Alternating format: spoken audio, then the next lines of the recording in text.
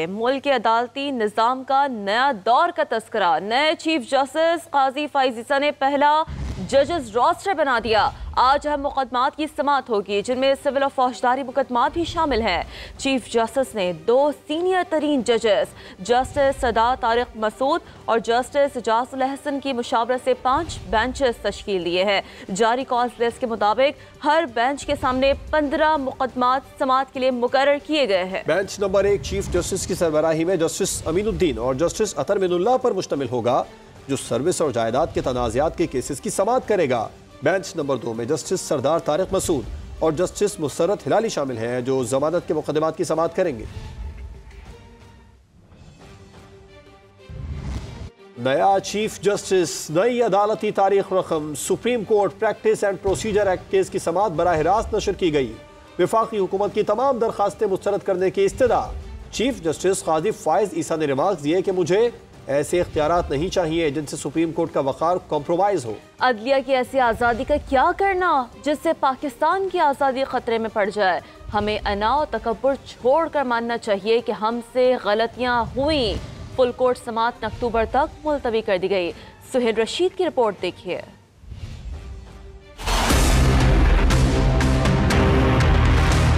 नया chief justice नई अदालती तारीख रकम। पहले ही रोज चीफ जस्टिस काजी फाइज ईसा ने फुल कोर्ट बेंच के साथ समाअत की। पहली बार अदालती कार्रवाई टीवी पर बराह रास्त दिखाई गई। Supreme court practice and procedure act के खिलाफ दरखास्त गुजारों में से एक के वकील ख्वाजा अहमद तारिक रहीम ने दलाइल का आगाज किया तो 15 रुकनी फुल कोर्ट ने सवालात की बुछाड़ कर दी। चीफ जस्टिस काजी फाइज ईसा ने हिदायत की कि वो सवालात नोट करते रहें और बाद में जवाबात दें। दूसरे दरखास्त गुजार के वकील इम्तियाज सदीकी के दलाइल के दौरान भी बेंच ने केस काबिल समाअत होने, बुनियादी हकूक से उसके ताल्लुक और पार्लियामान के इख्तियार कानून साजी समेत मुतादिद सवालात उठाए। अटार्नी जनरल उस्मान मंसूर अवान ने अपने दलाइल में कहा, पहला सवाल यह है कि क्या दरखास्तें कोई अवामी मफाद का मामला उठा रही हैं? ऐसा बिल्कुल नहीं। ये कानून अवाम के अहम मसाइल हल करने के लिए है। अदालत का कोई इख्तियार वापस नहीं लिया गया, सभी अदालत के अंदर ही रखे गए। दरखास्तें काबिल समाअत ही नहीं। पार्लियामेंट को आर्टिकल 191 के तहत कानून साजी का हक है। एक दरखास्त गुजार के वकील ने अदालत में तस्लीम किया कि ये कानून अच्छा है, इसी बुनियाद पर दरखास्तें मुस्तरद कर देनी चाहिए। जस्टिस आयशा मलिक ने सवाल उठाया कि फुल कोर्ट समाज से क्या अपील का हक खत्म नहीं हो जाएगा जो इसी कानून में दिया गया है। चीफ जस्टिस ने रिमार्क्स दिए, इस केस में अपील का हक तो इसी रोज खत्म हो गया था जब 8 रुकनी बेंच ने इसकी समाअत की और अपील के लिए 9 जज मौजूद ही नहीं थे।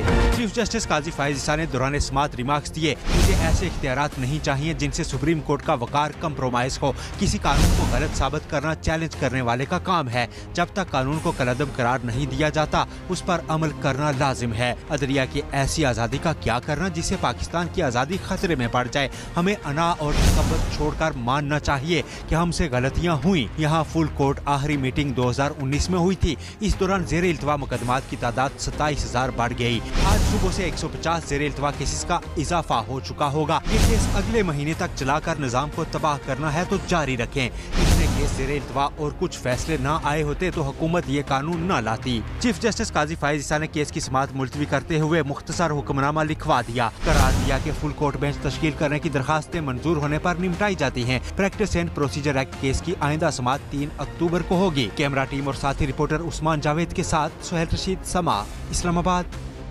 Supreme court practice and procedure bill की समाअत के दौरान बेंच ने अहम सवालात और कानूनी नुकात उठाए। जस्टिस अतर मिनुल्लाह ने पिटिशनर से इस्तफसार किया कि बेंच की तश्कील का इख्तियार चीफ जस्टिस के बजाय सुप्रीम कोर्ट के 3 सीनियर जजेस को मिलने से कौन सा बुनियादी हक मुतासर हुआ। जस्टिस आयशा मलिक ने पूछा, अगर फुल कोर्ट ये केस सुने तो इसी एक्ट की सेक्शन 5 का क्या होगा? अपील का हक खत्म नहीं हो जाएगा? जस्टिस जमाल मंदोखेल ने वकील दरखास्त गुजार को मुखातिब करते हुए कहा कि आपके दलाइल से लगता है कि आप पार्लियामेंट के कानून साजी के इख्तियार को महदूद करना चाहते हैं।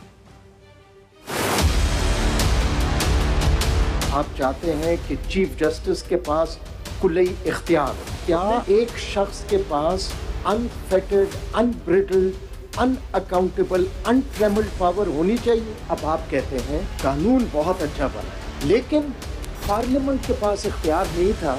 हम अनइलेक्टेड जजेस जो है 15, हम बैठ के यही चीज कर ले तो ठीक होगा। पहले चीफ जस्टिस के पास खुली इख्तियार था पार्लियामेंट में 3 जजेस को इकट्ठा कर कोई बाहर का कोई भी नहीं आए, तो इसमें तो किसी का भी फंडामेंटल राइट अफेक्ट नहीं हो रहा, बल्कि जो इंटरनल या इंस्टीट्यूशनल इंडिपेंडेंस है वो मजबूत हो रही है।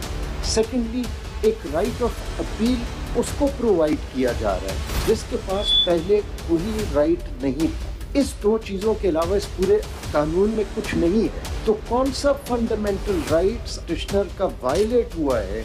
If the law is to be sustained, what is the effect of Section 2, which gives a right of appeal, given that a full bench is going to hear the case and decide the matter, then that full right of appeal is no longer there, it's redundant, it doesn't exist. Law तो बनाती है parliament. आपके argument समझिए कि parliament को आप law making में महदूद करना चाहते हैं कि आप ये तो कर सकते हैं, ये नहीं कर सकते, ये रूल्स में सुप्रीम कोर्ट खुद करेगी। पार्लियामेंट पर वार होता तो क्या सुमोटो लेते? चीफ जस्टिस का दौरान समाअत अहम सवाल, कहा दरखास्त गुजार मेरे हुकूक के मुहाफिज बन कर आए हैं, मगर बात मेरे हुकूक की नहीं, आइन और लोगों के हुकूक की है। मैंने आइन के तहत हल्फ उठाया है, उसी पर चलूंगा, कानून रहे न रहे मैं बहैसियत चीफ जस्टिस जवाबदेह हूँ। दरख्वास्त गुजार पर वाज़ेह कर दिया कि ऐसे इख्तियारात नहीं चाहिए जिनसे मुल्क को नुकसान पहुँचे।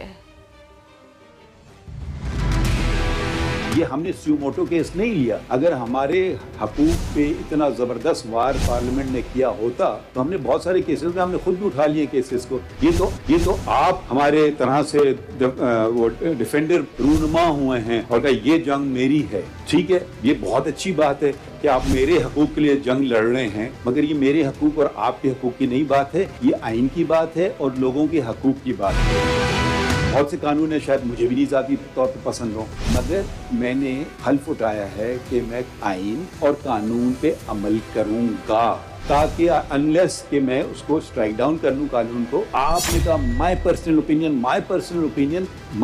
ओपिनियन डजंट मैटर, तो आपकी भी पर्सनल ओपिनियन की कोई हैसियत नहीं है। आपने एक बहस में एक आर्टिकल आइन का आपने रेफर नहीं किया कि ये किस आर्टिकल के तसादुम में है। राय आप कॉलम लिखिए अखबार में, हमें सिर्फ और सिर्फ आइनी बहस कीजिए। आपका ये केस फाइल किया, ठीक है, मैं नहीं लगाता इसको, आप क्या कर लोगे? कुछ भी नहीं कर सकते हैं, आपके हाथ पैर कटे हुए हैं। आप हमें टोटली अनअकाउंटेबल बनाना चाहते हैं चीफ जस्टिस को, मैं तो बहुत खुश हूँगा, क्योंकि ये कानून अगर सस्टेन हो जाता है तो मेरे पावर तो कम हो गए बाकी चीजों को छोड़ करके। ठीक है, इस कानून को उड़ा दें, मैं ताकतवर बन जाता हूँ, ये भी है, मैं अकाउंटेबल हूँ। रेकोडिक का केस चला, दोनों केस फैसला हो गए तो मैं इस पर बात कर सकता हूँ। सुप्रीम कोर्ट ने 184(3) में एग्रीमेंट उड़ा दिया, सुप्रीम कोर्ट को नहीं, मुल्क को $6.5 बिलियन की डज लगी। हमने कौन सा जुरिस्डिक्शन इस्तेमाल किया? हमने एडवाइजरी जुरिस्डिक्शन इस्तेमाल किया। मैं नहीं कह रहा हूँ फैसले अच्छे थे बुरे थे, मैं सिर्फ उस पर तबसरा कर रहा हूँ। अगर हमारे पास जुरिस्डिक्शन होता हम वो जुरिस्डिक्शन इस्तेमाल कर रहे थे। अब हमने एडवाइजरी जुरिस्डिक्शन से मामलों को ठीक रखने की कोशिश की। आप कहते हैं नहीं, मुल्क को $6.5 बिलियन की डज लग जाए तो लग जाए, इंडिपेंडेंस। आप चीफ जस्टिस की साख पे कमी ना आए। जी, मुझे ऐसे पावर्स अपने लिए तो नहीं चाहिए, मैं वजाहत कर दूं। अगर आप मुझे देना चाहते हैं मैं फिर भी नहीं लेना पसंद करूंगा। बड़ी समाअत के दौरान जजेस के कानूनी और आइनी सवालात की गूंज। जस्टिस मोहम्मद अली मजहर ने सवाल उठाया, प्रैक्टिस एंड प्रोसीजर बिल को किस कैटेगरी में रखा जाएगा? जस्टिस सरदार तारिक मसूद ने पूछा, कानून को बरकरार रखने की सूरत में फैसलों का मुस्तकबिल क्या होगा? शहजाद अली की रिपोर्ट देखिए। फुल कोर्ट समाअत के दौरान जजेस ने बड़े सवालात उठा दिए। चीफ जस्टिस काजी फाइज ईसा ने पूछा, पूरा कानून ही गलत है, ये चंद शिकें दरखास्त गुजार के मुवक्किल की कोई जाती दिलचस्पी थी या अवामी मुफाद में दरखास्त लाए? आर्टिकल 184(3) तो अवामी मुफाद का है, बताएं इसके तहत दरखास्त कैसे बनती है? क्या गलत है? कौन सा बुनियादी हक मुतासिर हुआ? क्या चीफ जस्टिस को जवाबदेह नहीं बनाना चाहते? सेक्शन 5 आईनी समझते हैं या गैर आईनी? इस केस में मुतासरा फरीक कौन होगा? एक्ट ऑफ पार्लियामेंट और कानून एक है या नहीं? इसकी अहमियत क्या है? क्या कोर्ट ऑफ लॉ में बैठकर मैं रूल्स की पैरवी का पाबंद हूँ? जस्टिस मोहम्मद अली मजहर ने सवाल उठाया, प्रैक्टिस एंड प्रोसीजर बिल को किस कैटेगरी में रखा जाएगा? अपील का हक बुनियादी है या बुनियादी हुकूक के खिलाफ है? जस्टिस सरदार तारक मसूद ने पूछा, कानून इजरा के दिन से बरकरार रखे जाने पर आर्टिकल 184(3) के तहत हो चुके फैसलों का क्या मुस्तकबिल होगा। जस्टिस यहिया अफरीदी ने कहा, दरखास्त क्या बुनियादी हुकूक यकीनी बनाने की बात कर रही है? ये कानून क्या हमारे ज़ेर-ए-इल्तवा मुकदमात का बोझ बढ़ा नहीं देगा? जस्टिस मंसूर अली शाह का कहना था, रूल सुप्रीम कोर्ट बना ले तो क्या ठीक है और यही काम पार्लियामेंट करे तो क्या वो गलत है? अवाम पार्लियामेंट के जरिए हमें कहें कि केस 14 दिन में मुकर्रर करे तो क्या गलत? बताया जाए एक्ट से बुनियादी इंसानी हुकूक कैसे मुतासिर होते हैं? जस्टिस मुसर्रत हिलाली ने पूछा, क्या इस कानून से चीफ जस्टिस को बेख्तियार सा नहीं कर दिया गया? क्या कानून अवामी मुफाद के लिए बनाया गया है? जस्टिस इजाजुल एहसन ने पूछा, रूल्स बनाने का इख्तियार किसका है? क्या पार्लियामेंट कानून साजी से सुप्रीम कोर्ट रूल्स में तरमीम कर सकती है? आइन सुप्रीम कोर्ट अहकामात के खिलाफ अपील का हक नहीं देता तो क्या सादा कानून साजी से दिया जा सकता है? आइनी तरमीम के बगैर अपील का हक दिया कैसे जा सकता है? जस्टिस मज़ाहिर अली अकबर नकवी ने कहा, 3 रुकनी कमेटी केस मुकर्रर करने से कबल जायजा लेगी तो क्या साइलीन को सुना जाएगा? 3 में से 2 जज कहते हैं ये केस काबिल समात नहीं तो क्या साइल का हक के समात खत्म नहीं हो गया? जस्टिस मुनीब अख्तर ने पूछा, बेंच की तश्कील के लिए कमेटी बनाने का कानून क्या अदालती इख्तियार दे रहा है या इंतजामी? क्या पार्लियामान नए इंतजामी इख्तियारात देकर सुप्रीम कोर्ट की जुडिशल पावर पसे पुश्त डाल सकती है? क्या ऐसे इख्तियारात पर सादा कानून की बजाय आईनी तरमीम नहीं होनी चाहिए? क्या अदलिया की अंदरूनी आजादी का मामला पार्लियामेंट के हाथ में दिया जा सकता है? जजेस 1980 के रूल्स के पाबंद नहीं तो क्या एक्ट ऑफ पार्लियामेंट के पाबंद है? कैमरा टीम के साथ शहजाद अली, समा, इस्लामाबाद।